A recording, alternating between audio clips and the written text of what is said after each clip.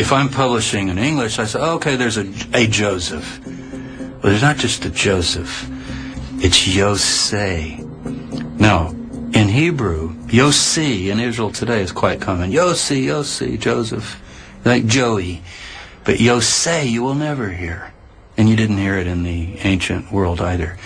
The Yod, the E becomes a Yosei. Guess where we know that name? In the Gospel of Mark, Jesus has a brother. People don't all know that Jesus had brothers. Most scholars, the Roman Catholic Church says they were cousins, and other people they were stepbrothers.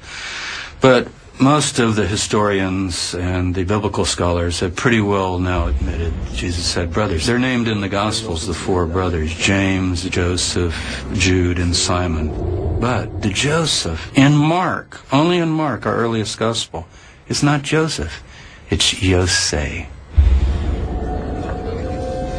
Yosei, or Josie in English, was the brother of Jesus. But the Gospels don't tell us much more than that. He disappears after 3 brief citations. What happened to Yosei is a mystery.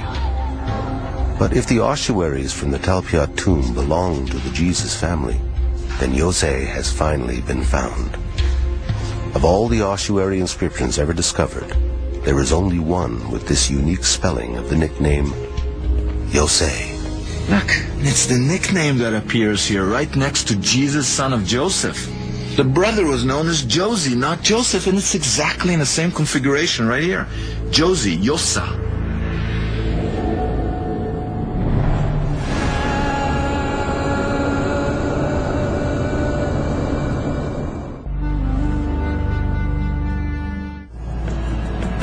In 1980, archaeologists were cataloging ossuary names in lists of hundreds.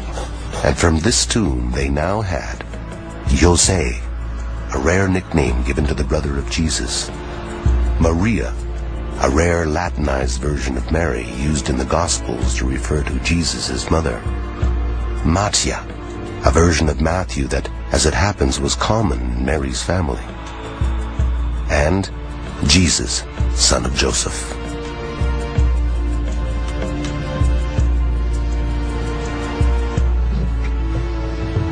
All found together in a family tomb, all cleaned and cataloged, all bone material reburied, together, here in an especially consecrated grave outside Jerusalem.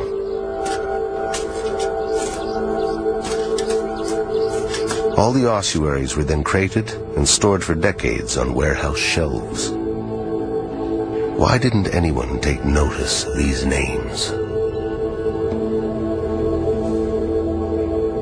You got to remember that the 1970s and the early 1980s was the boom period for the excavation of tombs in and around Jerusalem. So there was suddenly enormous quantities of ossuaries being brought back to the Rockefeller Museum, the headquarters of the Israel Department of Antiquities. And these inscriptions were deemed to be common. These are the most common names among Jews in the 1st century Common Era. These are exceedingly popular names in the period. All the facts that we have is that there is a cluster of names that resemble many of the names that we find in the New Testament. The other fact is that we find these names in many other places.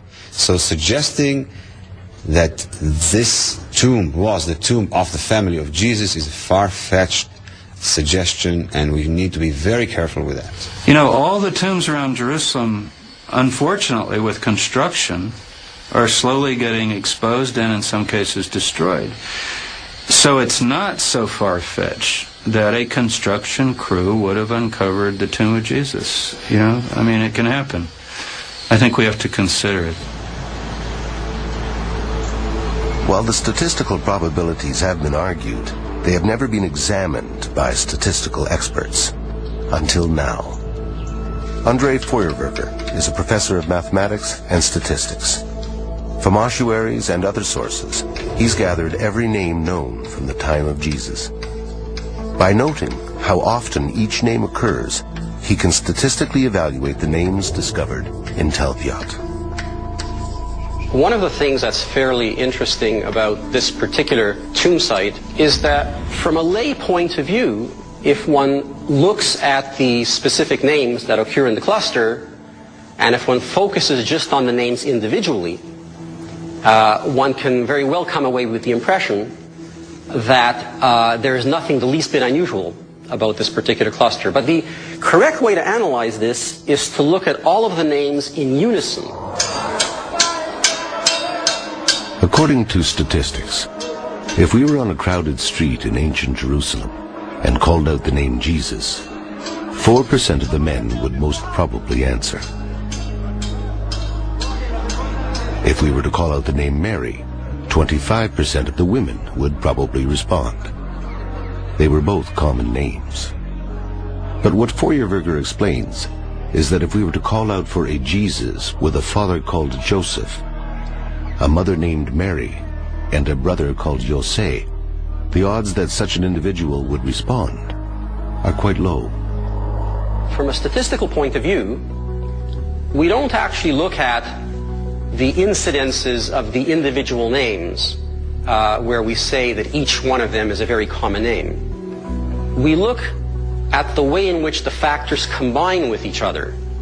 So, sure, a father by the name of Joseph is not a rare name. A son by the name of Yeshua is not a rare name. But when you combine those two together, it's rarer. So it really is a possibility that this particular tomb site is in fact the one of the New Testament family.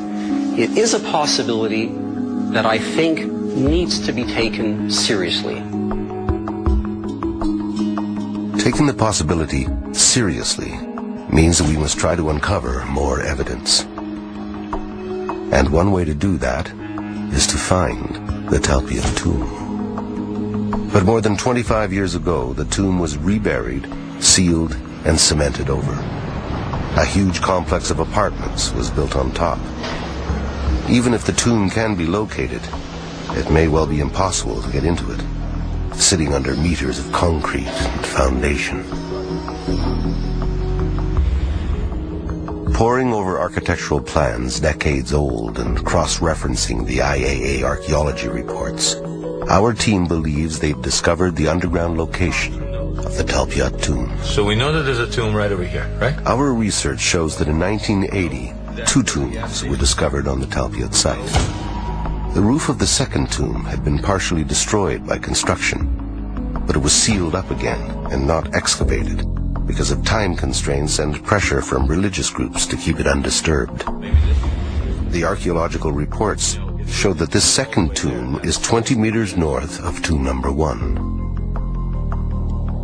The apartment blueprints show that tomb number 1 is located under a patio and beside a bedroom wall.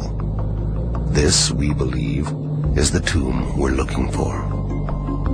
Crude IAA sketches suggest that both tombs may have had access pipes installed before building continued above them.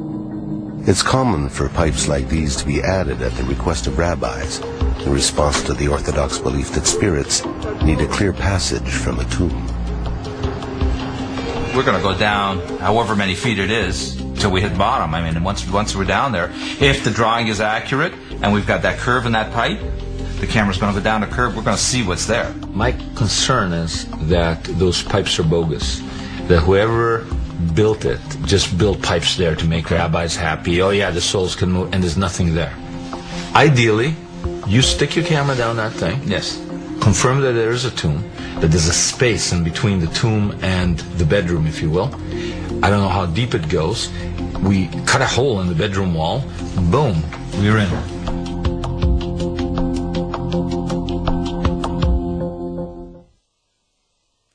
Has the burial tomb of Jesus been found? Log on to Discovery.com/tomb now and explore the evidence for yourself. Hear from the experts and join the conversation. The Lost Tomb of Jesus is online at Discovery.com now.